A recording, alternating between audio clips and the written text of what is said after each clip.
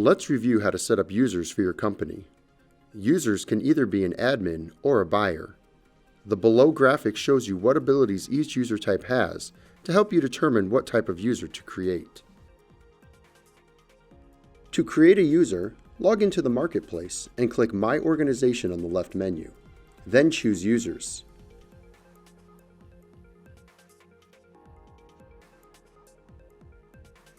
You can see on this screen all the users that are connected to your company.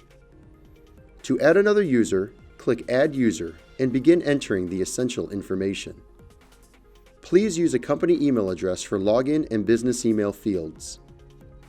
Any field where data is required will feature a red asterisk to indicate it must contain data before a user can be created. You will notice that Buyer is already chosen. If you want this user to be an admin for your company, then check Account Admin. Once the user has been added, they will appear in your list of company users. The system will automatically send the new user an email with instructions on how to set up their password.